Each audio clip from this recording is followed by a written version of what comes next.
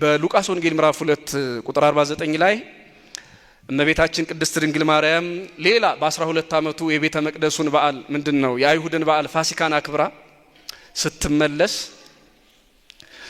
ልጇ የሚከተላት መስሏት ነበር ከኋላ። ከቤት ከደረሱ በኋላ እሷም ጠባቂዋ ዮሴፍም ክርስቶስን አጡት። ከ3 ቀን በኋላ ቤተ መቅደስ ውስጥ አገኙት። እኔና ዮሴፍ ስንፈልግ ደከምን አለችው። የመለሰውን ታውቃላችሁ። ኢታምሩኑ ከመይደሎን ያህሉ ተዛቡ የቤት በአባቴ ቤተ መቅደስ በአባቴ መቅደስ ልኖር እንደሚገባኝ አታውቁምን ብሎ ቤቱ የእግዚአብሔር ቤት መሆኑን ነገረን። እግረ መንገዱን ደግሞ ዮሴፍ ለክርስቶስ የሥጋ አባቱ አይደለም። ለክርስቶስ ምድራዊ አባት ሰማያዊ እናት የለውም። እስኪ ምን አልኳችሁ? ለክርስቶስ ምን የለውም? ምድራዊ ምን የለውም? ሰማያዊ እናት የለውም። ምድራዊ አባትም የለውም። በአባቴ ቤት በቤተ መቅደስ ልኖር እንደሚገባኝ አታውቁም ምን አለ። አባቱ ዮሴፍ አባቱ እውነት ነው እኔና አባትህ ብላለች ድንግል ማርያም። ግን እሱ ደግሞ ተመልከቱት እንዴት ብሎ እንደተረጎመው በአባቴ ቤት በቤተ መቅደስ። አሁን ዮሴፍ ቢሆን አባቱ ያ ቤተ መቅደስ የማን ነው ማለት ነው? ዮሴፍ ደግሞ ምኩራብ የለውም። የግል ቸርች አሁን ነው የተጀመረው። የግል ምኩራብ የለም ያኔ። ታውቃላችሁ እኔ የኦርቶዶክስ ተዋህዶ ቤተክርስቲያን እንድንወዳት ከሚያደርገን በርካታ እውነቶቿ መካከል አንዱ ይሄ ነው። እዚህ ምድር ላይ ያሉ ሰዎች የእንትና ቸርች የት ነው ብለው ሊጠይቋችሁ ይችላሉ። በተለይ ከገጠር የመጡ ወይ ደግሞ እዚህ ኖረው የማያውቁት አንድ ጎረቤታችሁን ጠርተው የእንትና ቸርች የት ነው ሊሏችሁ ይችላሉ። ስለገጠመኝ ማለት ነው። እኛ ግን ቅዱስ ፓትርያርኩ እንኳን ቢሆኑ የግላቸው ቸርች የላቸው። አባቶቻችን የካቴድራሉ አለቆች የግል ቸርች የላቸው። ቤተክርስቲያኑ የማን ነው? አቤት የእግዚአብሔር የአምላካችን ቤት ነው። ይሄንን ብዙ ጊዜ ተምራችኋል። የድንግል ማርያም ቤተ መቅደስ እንኳን ቢሆን ለምሳሌ እዚያው እናንተ ጋር ከዚህ በፊት እንደተማማር ነው አስታውሳለሁ። እያንዳንዱ ታቦት የክርስቶስ ስም ስለሚጻፍበት እያንዳንዱ ቤተ መቅደስ የክርስቶስ ሥጋ ብቻ ስለሚቆረስበት የክርስቶስ ደም ብቻ ስለሚፈስበት የእግዚአብሔር ሳይሆን የቅዱሳን የሆነ ቤተ መቅደስ የላትም። የኢትዮጵያ ኦርቶዶክስ ቤተክርስቲያን መጀመሪያ እግዚአብሔር ነው፣ ቀጥሎ እግዚአብሔር ያከበራቸው የቅዱሳኑ ማረፊያ ነው። በቅዱስ ጊዮርጊስ ቤተክርስቲያን የቅዱስ ጊዮርጊስ ሥጋና ደም አይፈተትም። የማ ብቻ ነው የሚፈተተው? እኛ የሩቅ ብእሲ ወይም ደግሞ የሰው ደምና ሥጋ ያድነናል ብለን የሰው ሥጋና ደም አንፈትትም። የላትም ቤተክርስቲያን እንዲህ አይነት ምን ልላችሁ ነው? እያንዳንዱ ቤተ መቅደስ የአብ የወልድ የመንፈስ ቅዱስ ማደሪያ ነው። በአባቴ ቤት በቤተ መቅደስ ልኖር እንደሚገባኝ አታውቁምን አለ። ስለዚህ ቤተ መቅደሱ ምኩራቡ ከብሉይ ኪዳን እስከ ሐዲስ ኪዳን እግዚአብሔር ወዶ ፈቅዶ የሚመለክበት ቤት ነው። ማያስፈልግ ቢሆን ኖሮ ቤተ መቅደሱ ነግዱበት ይል ነበረ። ላይመለክበት ምን ይሰራል? እግዚአብሔር ሰው በሰራው ቤተ መቅደስ ማይኖር ቢሆን ምን ይሰራለታል? ምን አለ ቢነግዱበት? እንኳንስ በሬና ላም በብሉይ ኪዳኑ የሚፈቀዱት ወደ ቤተ መቅደስ አካባቢ ስለት እንዲሆኑ መስዋዕት እንዲሆኑ መስዋዕት የማይሆኑ ፈረስና አህያ ቢሸጥ እንኳን ዝም ማለት ነበረበት እኮ ክርስቶስ። የማያድርበት ከሆነ የማይመለክበት ከሆነ ግን በዛ ቤተ መቅደስ እኔ እመለካለሁ፣ የአባቴ ቤት ነው፣ የጸሎት ቤት ነው ሲል ርግብና እንስሳት ሻጮችን ተቆጥቶ በጅራፍ ገርፎ አስወጣቸው። ስለዚህ የኛ ቤተ መቅደስ ክርስቶስ ከባህሪ አባቱ ከአብ ከባህሪ ሕይወቱ ከመንፈስ ቅዱስ ጋር የሚመለክበት እንጂ የፍጡራን የሆነ ቤተ መቅደስ የለንም። መጀመሪያ የእግዚአብሔር ሆኖ ነው እግዚአብሔር ያከበራቸው የቅዱሳን ቤተ መቅደስ የሚሆነው። አንደኛ ትርጓሜ ይሄ ነው። ሁለተኛ አንዳንድ ሰዎች በተደጋጋሚ እንግዲህ በየመድረኩ የምንናገረው ነገር ነው፣ ምኩራብ ነውና ሳምንቱ። ስለዚህ ስንማር ይህን ቁም ነገር ብናውቀው ብዬ ስለማስብ ዛሬም ለእናንተ ብናገረው ብጠይቃችሁና ብንመማርበት ጥሩ ይመስለኛል። ስለ ንግድ ስናነሳ እንዴ አሁንስ የቤተ መቅደሱ ዙሪያ ፎቅ ሆኖ ቤተ መቅደሱ እየተከራየ ምንድነው ህንፃ ኖሮት ያከራየ ልዩ ልዩ ገቢዎች ተፈጥሮ ይሄ ብቻ አይደለም። ዛሬም እኮ ንግዱ አልጠፋም። ለምን ከሞተ ሰው እንኳን እንዲያው ጸሎተ ፍትሐት ተብሎ ብር ከፍለን እኮ ነው ፍትሐት የምንፈታ እና እንዴት ነው ንግድ የቆመ የሚሉ ሰዎች አሉ። እንዲያውም እነዚያ እኮ ይላል አንዳንዱ ሰው። እኔ የደረሰኝን ጥያቄ ነው በነገራችን ላይ እያብራራሁ ያለሁት በግል። እነዚያ እኮ የነገዱት ይላሉ ጠያቂዎች በሬ ከብት ምናምን ነው እዚያ ቤተ መቅደስ ውስጥ። አሁን ግን ለአስከሬን ሽኝት ለጸሎተ ፍትሐት እንኳን ብር ትቀበላላችሁ። አንድ ክርስትና ልናስነሳ ስንመጣ ታስከፍሉናላችሁ። ሁለት በቅዳሴ ወይም በጸሎት ጊዜ ስማችን ይነሳ ስንል ስማችንን ላነሳችሁበት ብር ትቀበሉናላችሁ። ሶስት እንዲህ አይነት ጥያቄዎችን ቤተክርስቲያኒቱ በሞዴል እያስከፈለች የምትቀበለውን ብር ከንግድ ጋር አያይዘውት ሰዎቹ ዛሬም እኮ ንግድ አልቆመም። እናንተ መምህራን በምን ሞራላችሁ ነው እንደው እነዚያን አይሁድን በሬ ሸጡ ርግብ ለወጡ ብላችሁ የምትኮንኗቸው? እኛ ይሄው እንዲህ አይነት ክፍያ እየከፈልን ነው ብለው የሚያነሱ ሰዎች አሉ። እንግዲህ ጠያቂዎቻችን ይስሙት አይስሙትም ባላቅም እናንተን እስኪ እኔ ደግሜ ልጠይቃችሁና ጥያቄው መልስ ይሆናል። እስኪ ብቻዬን ከምናገር በዚያው እስኪ ልጠይቃችሁ። ለክርስትና ከፍላችሁ ታውቃላችሁ? አታውቁም? ይከፈላል አይደል? ለጸሎተ ፍትሐትስ ሰው ሞቶ ይከፈላል አይከፈልም? እሺ ለቀብርም ይከፈላል አይደል? አጋጣሚ ሆኖ የአዲስ አበባ ሰው ያሳዝነኛል። የአዲስ አበባ ሰው ብቻ ሳይሆን እነዚህ ትልልቅ ከተሞች ያው ናቸው። ምክንያቱም አብዛኛው ሰው ይመስለኛል አብዛኛው ሲኖር ተከራይቶ ነው፣ ሞቶም ኪራይ ነው። ፉካዎቹ ክፍያ ያላቸው ይመስለኛል አይደል? ስለዚህ በሞቱም በህይወቱም ኪራይ ላይ ነው ማለት ነው። ሞቱም አያርፍም የከተማ ሰው። ይሄ ምን ሆነ? እውነት ይሄ ከንግድ ጋር እንደሚገናኝ እንመጣበታለን። ሌላው መልሳችሁልኛል፣ ክፍያ አለ፣ ብንስማማበት ነገር ነው። ንግድ ነው አይደለም የሚለውን ነጥብ እስኪ እንየው። ሰው ክርስትና የሚነሳው ምን ለመሆን ነው? ሴቶች በ80 ወንዶች በ40 ቀን ክርስትና የሚነሱት ምን ፈልገው ነው? አቤት የእግዚአብሔር ልጆች እንዲሆኑ አይደለም? የሥላሴ ልጅ እንዲሆኑ ነው። መጽሐፍ ቅዱስ እንዲህ ይላል። ዮሐንስ ወንጌል ምዕራፍ 1 ቁጥር 12 በስሙ ለሚያምኑ ለነሱ የእግዚአብሔር ልጆች የሆኑ ዘንድ ስልጣን ሰጣቸው። የእግዚአብሔር ልጆች እንዲሆኑ አባታችን ሆይ በሰማያት የምትኖር ብለው እንዲጸልዩ ሳይጠመቁ አባታችን ሆይ ማለት ስለማይቻል ያልወለዳቸውን በጥምቀት ያልወለዳቸውን ልጆች አይላቸውም ክርስቶስ። እዚህ በጥምቀት ይወለዳሉ፣ አባታችን ሆይ ብለው ይጠሩታል። እኛ ልጆች ስለሆነ ነው አባታችን ሆይ ብለን የምንጠራው በጥምቀት ስለተወለድን። ስለዚህ የእግዚአብሔር ልጅ ለመሆን ነው የምንጠመቀው። ጸሎተ ፍትሐትስ የሚደረሰው ምን ለመሆን ነው? ለሞቱ ሰዎች የሚጸለየው ነፍሳቸው ምን እንድታገኝ ነው? ምህረት እንድታገኝ፣ እግዚአብሔር በደሏን ኃጢአቷን ይቅር ብሎ ገነት መንግስተ ሰማያትን እንዲያወርሳት አይደለም? ስለ ፍትሐት አሁን አላስተምራችሁም። ቤተክርስቲያኒቱ ከጥንት ከአባቶች ጀምሮ ጸሎተ ፍትሐት የተለመደና የታወቀ ነገር ነው። እና ለዚህ ክፍያ ሲከፈል ሰዎቹ ዛሬም እኮ በሞተ ሰው ምክንያት ክፍያ ትቀበሉናላችሁና ንግድ አልቆመም፣ የምኩራቡ ሰዎችን ብቻ በምን ሞራል ነው እንደው የምትነቅፏቸው ይሉናል። መልካም፣ እስኪ ጥያቄ ልጠይቃችሁ። እናንተ ክርስትና ስታስነሱ ለጸሎተ ፍትሐት ስትከፍሉ እንዲሁም ደግሞ በጸሎት አስቡኝ ብላችሁ በቅዳሴ በኪዳን ስማችሁ እንዲነሳ ክፍያ ስትከፍሉ፣ ይሄን ሁሉ አገልግሎት ለማግኘት ክፍያ ስትከፍሉ ለአገልጋዩ ነው የምትከፍሉት ወይስ ለአገልግሎቱ ነው? አቤት ለአገልግሎቱ አይደለም? መልካም፣ እኔ በዚህ በቃናል ብዬ ነበር። ጥያቄው ሊጨምራችሁ ነው። ለአገልግሎቱ ብላችሁኛል። እሺ፣ ለምሳሌ አንድ ሰው ጸሎተ ፍትሐት ተደርጎለት ከሲኦል ወደ ገነት እንዲሄድ እግዚአብሔር ኃጢአቱን ይቅር እንዲለው ነው የሚጸለየው አይደለ? እንደዚያ ከሆነ በዚህ ከተግባባን ሰው ገነት ገብቶ ለመኖር፣ ሰው መንግስተ ሰማያት ገብቶ ለመኖር 2000 ብር ዋጋው ነው።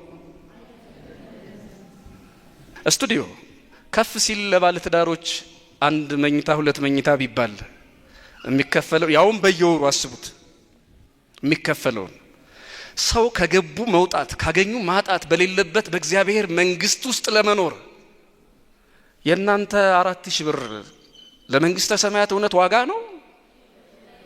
ስለዚህ ባጭሩ ለአገልግሎት አይደለም የምትከፍለው። አገልግሎቱን ዋጋ ሆኖ አቻ ሆኖ ልትገዛው የምትችለው ምንም አይነት አገልግሎት የለም። ይሄን እንድታውቁት።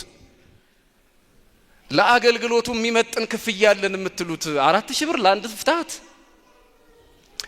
እውነት ለመናገር እንደው ኑሯችን ስለማይፈቅድ እንጂ 1 ሚሊዮን 2 ሚሊዮን ቢሊዮን ቢከፈል ለመንግስተ ሰማያት ዋጋ ሊሆን የሚችል ምንም አይነት ብር የለም።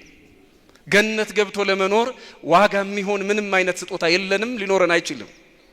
የትኛውንም ስጦታ ብንሰጥ እኔ ቢሊዮን ምናምን ብዬ ቁጥር ጠራሁ። ዓለም ላይ ያለው ገንዘብ ሁሉ ተጠራቅሞ ለመንግስተ ሰማያት መግዣ መሆን አይችልም። ለአገልግሎቱ አይደለም የከፈላችሁት። ለክርስትና ሲሆን የምትከፍሉት ምንድነው? ሰው የእግዚአብሔር ልጅ ለመባል ስንት ነው ክፍያው? የአሜሪካ ዜግነት ለማግኘት ስንት ቁም ስቅል እንደሚታይ እናውቅ የለ እንዴ? ሰው የእግዚአብሔር ዜጋ ለመሆን የእግዚአብሔር ልጅ ለመባል እነዚህ 100 ብሮች 1000 ብሮች ዋጋ አይደሉም። ይውላችሁ ለዘላለማዊ ህይወት ዋጋ ሊሆን የሚችል ምንም አይነት ብር የለም፣ ምንም አይነት ብር የለም። ስለዚህ እናንተ የምትከፍሉት ለአገልግሎቱ አይደለም። አገልግሎቱን ሊመጥን የሚችል አገልግሎቱን ሊተካ የሚችል ምንም ብር የለም። ስለዚህ ለአገልጋይ ነው የምትከፍሉት። ጸሎተ ፍትሐቱን የሚጸልየው ካህን የሚጸልየው መርጌታ ከሰማይ መና አይወርድለትም፣ የሚበላ የሚጠጣ ነው።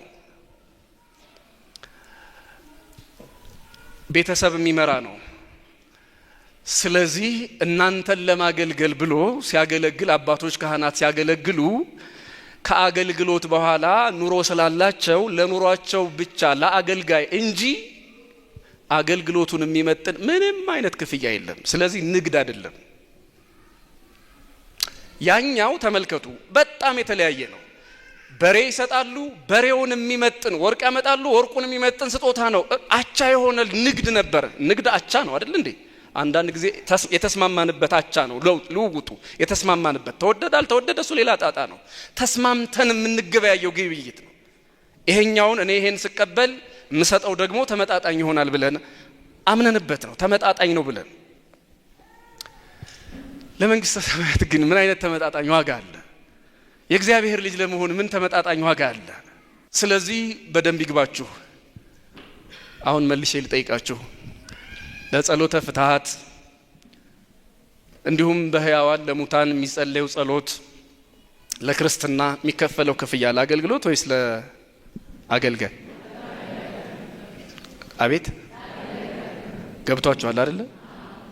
አገልግሎቱን የሚተካ ምን የለም፣ ምንም አይነት ክፍያ የለም። አገልግሎቱን ሊተካ የሚችል ጫማ ስትገዙ ብር ትሰጣላችሁ፣ ጫማው ቀብ አሁን አቻ ነው ብለን ስለምናስብ ማለት ነው። ልብስ ስትገዙ ብር ትሰጣላችሁ፣ ልብስ ታመጣላችሁ፣ አቻ ነው ብላችሁ ስለምታስቡ።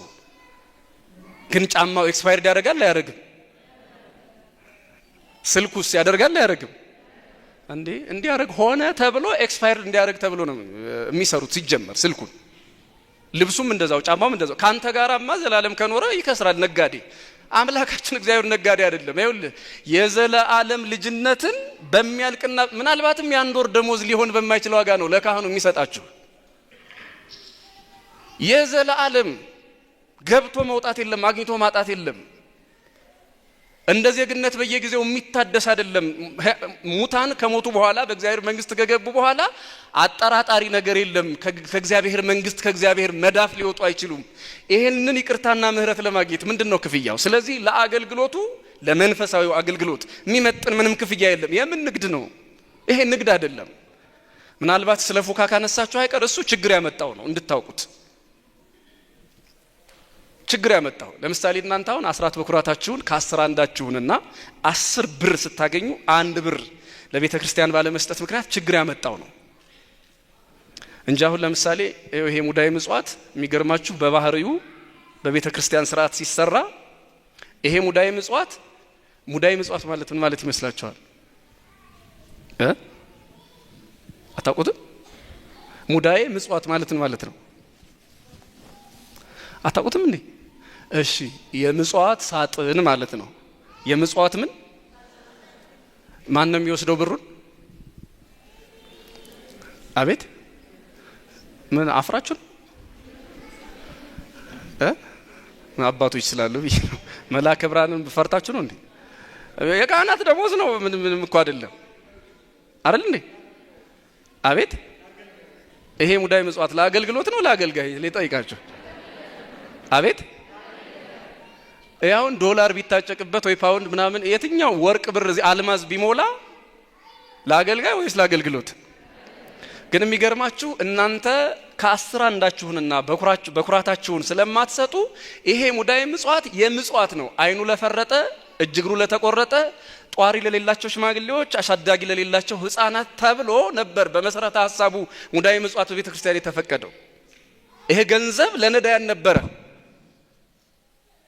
አሁንስ አስራቱን በኩራቱን በጊዜው የማይሰጥ ህዝብ ስላለ ችግር ስለሆነ ነዳያኑ እኛ ራሳችን ሆን። አያችሁት? ችግር የወለደው ነው ይሄ የሌላዎች ትርፎቹ እንጂ አሁን ማንም ሰው ክርስትና በነገራችን ላይ ችግር የወለደው ነው ስል እንደው ምናልባት ብር የሌለው ብር ሳይኖረው አንድ ሰው ክርስትና ሊያስነሳ ቢመጣ ብር ስለሌለህ ክርስትና አናነሳልህም አይባልም። ተብሎ ከሆነም አላዋቂ ሰው ገጥሟቸው እንጂ ቤተ ክርስቲያኒቱ እንዲህ አይነት ችግር የለባትም። ብር የሌላቸው ሰዎች ጸሎተ ፍትሐት በነፃ ማግኘት ይችላሉ። ብር ከሌላችሁ ጸሎተ ፍትሐት አይፈጸምላችሁም የምትል ቤተ ክርስቲያን የለችም። ይሄን ያህል ንግድ ያለባት ቤተ ክርስቲያን እንዳይመስላችሁ። እንደዚያ እንደ ምኩራብ ሰዎች ክርስቶስ እንደገሰጻቸው እንደዛ እንዳታመሳስሉት። ምናልባት ቤተ ክርስቲያን ምን ያህል ለድሆች እንደምታስብ ምሳሌ መስጠት ካስፈለገ ልንገራችሁ። ለምሳሌ ባልና ሚስት ሊጋቡ መጡ። ቀለበቱ ላይ መጸለይ ነበረበት። ቀለበት መግዣ ብር የላቸው። እስኪ ምን የሚፈጠር ይመስላችኋል? ካህኑ ሲያዩአቸው ቀለበት የላቸው። ድሆች ስለሆኑ ቀለበት መግዛት አይችሉ። ቀለበት መግዛት ስላልቻላችሁ ጸሎተ ተክሊሉን አናደርስም ወይም ደግሞ ጸሎቱን አንጸልይም ይላሉ። ምን መፍትሄ አለ? እስኪ የምታውቁ ንገሩኝ። አታውቁትም? ምን ሊደረግ እንደሚችል? ምን የዘንባባ ቀለበት ወይስ ምን ሊሆን ይችላል? እንድታስቡት ነው ቤተ ክርስቲያኒቱ ምን ያህል ለድሆች እንደምታስብ። አንዳንድ ጊዜ ማህበራዊ ሚዲያ ላይ እናያለን። አንዳንድ ግለሰቦች ያጠፉትን ጥፋት የቤተ ክርስቲያን መልክ ለማስመሰል ገንዘብ ስለሌለኝ እዚህ ቦታ ቁርባን ተከለከልኩ፣ ገንዘብ ስለሌለኝ እዚህ ቦታ መንፈሳዊ አገልግሎት አታገኝም ተባልኩ ሚሉ ነገሮችን እየሰማን ነው። ይሄ ግለሰቦች የሚሰሩት ነውር ነው እንጂ ቤተ ክርስቲያን እንደ ተቋም እንዲህ ነው ባህሪዋ። ልንገራችሁ፣ ቀለበት የሌላቸው ሰዎች ቢመጡ በአሁኗ ቤተ ክርስቲያን ላይኖር ይችላል። ይሄ ቀለበት ችግር ይሆናል ተብሎ ስለማይታሰብ አሁን በታላላቅ ቦታዎች ገዳማት፣ አድባራት ብትሄዱ ግን አንድ ቀለበት ይቀመጣል።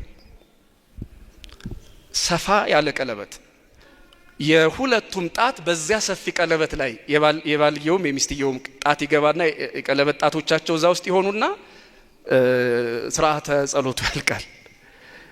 ከዚያ እንደዛ ሆነው ስርዓተ ጸሎቱ ቅዳሴው ምኑ ካለቀ በኋላ እስከ ደጀ ሰላም በዛው በአንድ ቀለበት ታስረው ይሄዳሉ። ደጀ ሰላም እኔ እንጃ አባታችን እንግዲህ መልአከ ብርሃን አለ አሁን ደጀ ሰላም እኔ አዲስ አበባ አይቼው አላውቅም። እንዳልሳሳት ብዬ ነው የጠየቅኩ። እና ደጀ ሰላም የቱ ነው? እስኪ ንገሩኝ። እስኪ ወንዶች እስኪ ንገሩ። ደጀ ሰላም የት ነህ ስትባሉ ደጀ ሰላም ትላላችሁ። እና ምን ማለት ነው? ድግስ ቤት ማለት ነው አይደለም? የሆነ እየበላችሁበት ያለው ቤት ነው። የሆነ እየበላችሁ እየጠጣችሁ ያላችሁበት ነው ደጀ ሰላም የሚባለው አይደለም? ከተማ እንደዛ ነው።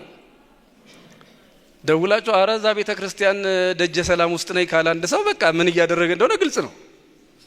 በገጠሩ መሐራ ቤት ይባላል። ይሄ ነፍሲ ማር ብለን ምግብ የምንበላበት ማለት ነው። ከተሜው ደግሞ ዘኬ ምናምን ይለዋልሽ። ለማንኛውም ግን ደጀ ሰላም የሚባለው በቤተ ክርስቲያን በስተምዕራብ በኩል የግድ ይሰራል።